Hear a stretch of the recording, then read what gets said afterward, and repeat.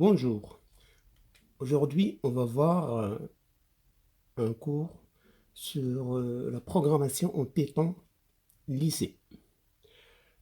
Alors on va commencer par quelques instructions qui sont très utiles en maths.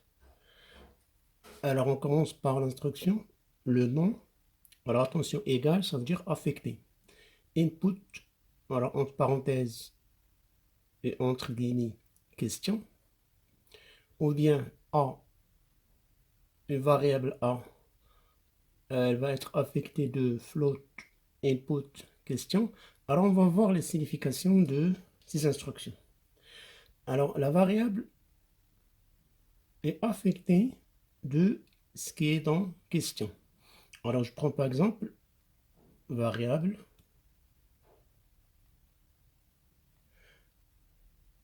Alors, attention, égal, ça n'a pas le même sens que égal en maths.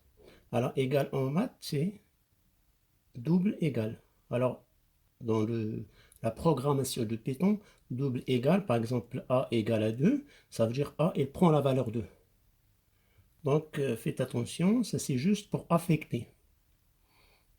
Alors, on lui affecte input.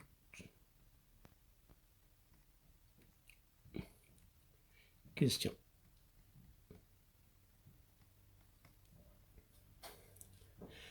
Après, il y a aussi A, une variable. Quand on demande, ici, quand on demande une chaîne de caractères, on utilise la première instruction. Par contre, quand on demande un nombre décimal, alors on écrit, alors le floatant, alors float, c'est un nombre à virgule.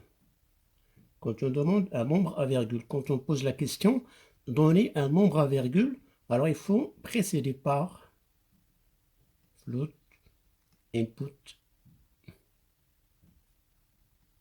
Et là, vous écrivez ce que vous demandez. Par exemple, quelle est votre taille? Plein de questions à poser. Si on pose la question, ici, quelle est votre taille? Donc, quand on appelle, quand par exemple la machine, elle va exécuter cette instruction, elle va vous demander par exemple, quelle est votre taille? Elle va vous laisser un champ ici et vous écrivez par exemple 1m85. Donc, si on écrit float, float, ça veut dire c'est un nombre décimal. Il y a aussi l'instruction quand on demande un nombre entier. On écrit int ou bien integer, input, question. Alors, pour le premier cas, quand on demande une chaîne de caractères, un texte. Pour la deuxième, quand on demande un nombre décimal, par exemple, quelle est votre taille? Pour la troisième, quand on demande un nombre entier, par exemple, vous avez combien de frères? Donc, soit 2, soit 3. On ne va pas mettre 2,5 ou 3, donc c'est faux, parce que là, on exige integer. Integer, c'est un nombre entier. Donc voilà, pour cette instruction, on va prendre quelques exemples. Alors, le nom, bon, le nom d'une personne, égale input. Alors voilà la question, donnez votre nom, s'il vous plaît. Alors là, la réponse, d'abord, la machine, une fois qu'on exécute cette instruction, elle va afficher, donnez votre nom, s'il vous plaît. Et nous, on répond à la question, on écrit notre nom.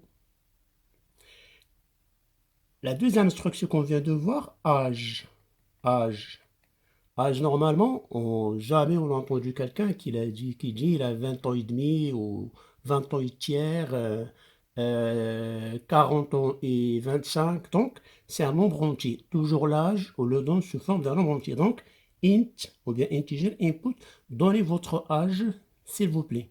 Donc, une fois qu'on exécute cette instruction-là, la machine, elle va afficher, donnez votre nom, donnez votre âge, pardon, et nous, on tape l'âge. C'est un nombre entier, c'est exigé, hein, integer. Après, il y a le quiz. Float, ça veut dire, c'est un nombre décimal. Input divisé 1 par 4, s'il vous plaît. Et nous, on écrit la réponse, c'est 0,25. Alors, pour la première instruction, la machine, elle va écrire, donnez votre nom, s'il vous plaît. Et ben, chacun, il peut écrire un nom. Ben, c'est Évariste. Après, pour la deuxième instruction, l'âge. Donnez votre âge, s'il vous plaît. S'il vous plaît, elle a écrit 31 ans. Après, pour le quiz, c'est un float, c'est un nombre décimal, un nombre à virgule, divisé 1 par 4, s'il vous plaît. Ça fait 0,25. Et pour la dernière instruction, c'est pour rassembler les trois instructions qu'on a déjà écrites en haut. Alors, print, c'est afficher. Bonjour. Après, on va afficher le nom, virgule, l'âge, virgule, et AVG, bah, le résultat. Ben, on va voir ici. Bonjour, Évariste. Bonjour, le nom. Donc, la machine, ça va afficher bonjour, suivi du nom de la personne, suivi de votre âge est 31 ans, et vous avez dit, dans la réponse, c'est 0,25. Donc, voilà pour cette instruction-là. Donc, ce qu'il faut retenir, c'est que à chaque fois qu'on a une variable, on lui affecte input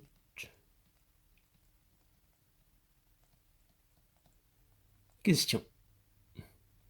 C'est entre guillemets et parenthèse. Alors, ça va afficher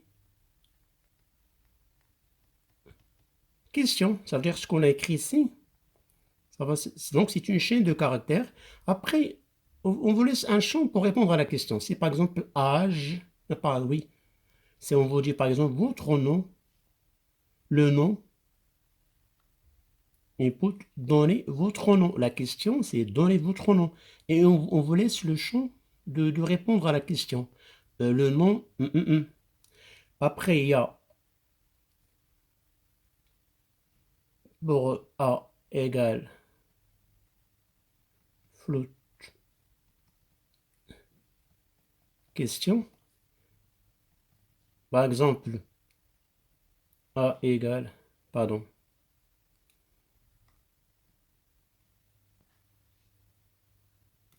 input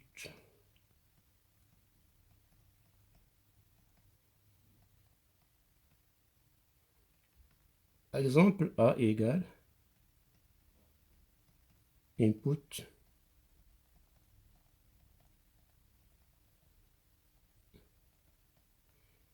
quelle est votre taille.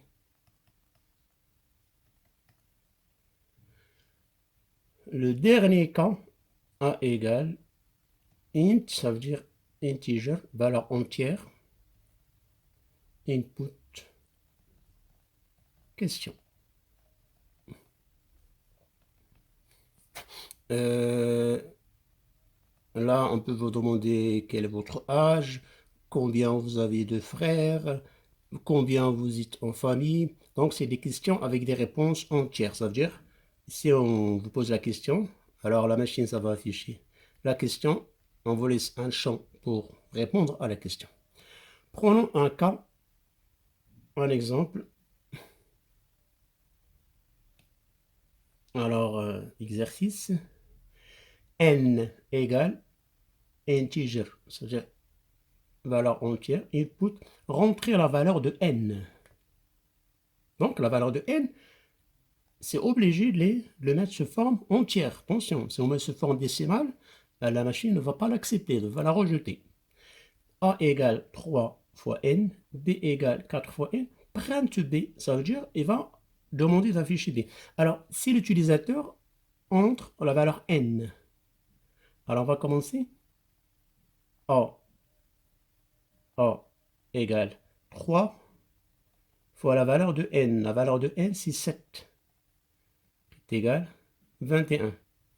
Après, B égale 4 fois A, ça veut dire 4 fois 21, c'est égal 84.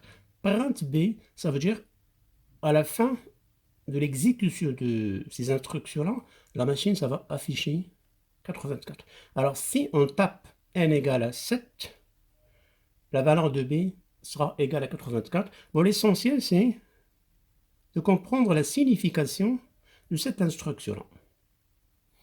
Donc voilà pour cette partie de Python. Je vous laisse et à la prochaine vidéo. Bon courage.